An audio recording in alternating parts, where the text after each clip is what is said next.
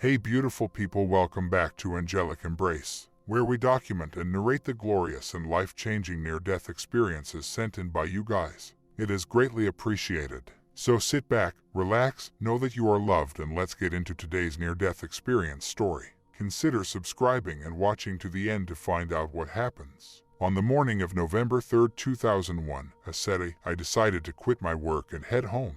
After installing a brand new engine, I made the decision to freshen up and go for a test drive. I also changed into new clothing. I needed to purchase some food and fill up the gas tank, so I went to the convenience store on the way there. In addition to that, when I was there, I also purchased a beer. After that, I went from bar to bar and disco to disco and continued drinking at each establishment. I am sure that someone cautioned me about driving due to the fact that I was intoxicated. I decided to drive anyhow. I was not aware of the two automobiles that approached from the rear. I was going so fast, but I didn't check where I was going, and I crashed into the guardrail of a bridge. Everything went completely dark. I was at a breathtaking location, and the night sky was all around me. I was free from every discomfort, hunger, and fear. I had nothing but calm and contentment wash over me. I felt as though I was floating in space and could have stayed there for as long as I liked. I can still vividly recall gazing up at the almost infinite number of stars. When I glanced in the mirror, I saw that I, too, was a star. At that very moment, I was alerted to the presence of a kind voice that informed me, "It is not your time yet." I can still vividly recall the sensation of being hurled back into my body from a great distance. I came to while lying on a stretcher in a corridor. The smell of blood was overwhelming, and I was in excruciating pain all over my body. I noticed a doctor walking nearby, so I politely requested his assistance. They cared for me and helped me regain my equilibrium.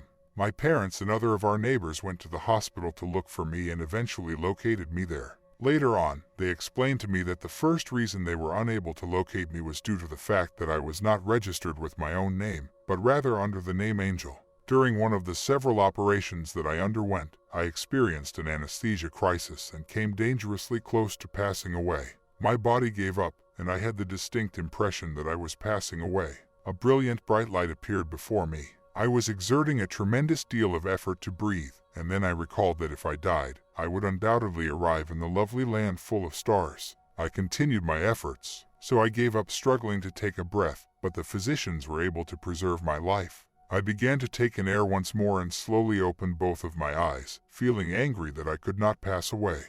In light of the fact that I had undergone a number of significant operations in order to regain the ability to walk, this occurred to me once more in yet another operating room. During my time of recuperation, the accident caused me a significant deal of emotional suffering. During the collision, I had sustained a significant blow to the right frontal lobe of my brain. As a result of the unusual things that were taking place in my life, I found it necessary to consult with a psychiatrist on many occasions. I did not share this information with anyone, but I have experienced extrasensory experiences with components of other dimensions, and I have seen ghosts. I looked over and noticed lights covering both my bed and my room. At first, it was quite a nuisance and a source of discomfort. These ghosts appeared to have aspects that resembled flashes of light as well as those that resembled shadows. I was hearing voices inside of me until I became accustomed to my new world. In addition, I witnessed shadows and lights manifesting as corporeal and semi-corporeal forms before my eyes. When we talked, each of them would share a story with me that was unique and peculiar in its own way. I am fully aware that human existence is more complicated than what we now understand, and that the human person possesses a spiritual component that is more complicated than what we currently comprehend as a whole. Let's get right into our following NDE, shall we? I went to the doctor the day before my NDE because I was having trouble sitting still for long periods of time.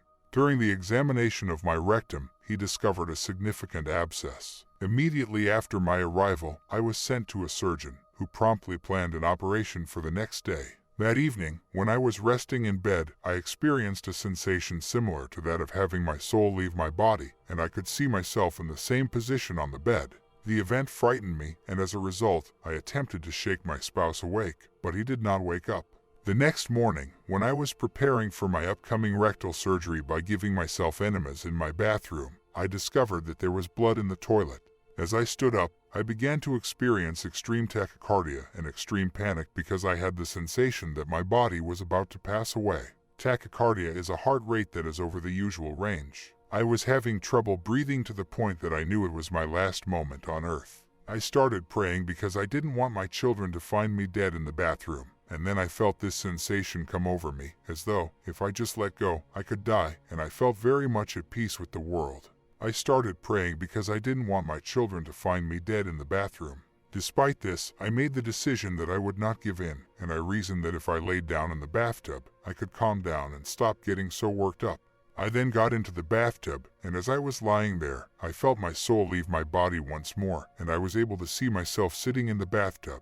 After that, I got up and got out of the water. Again, this gave me a tremendous case of the creeps, and I hopped out of the tub as quickly as I could because I didn't want my kids to discover me dead in there. I had to crawl to the phone before calling my next-door neighbor and pleading with her to come over and assist me in getting dressed.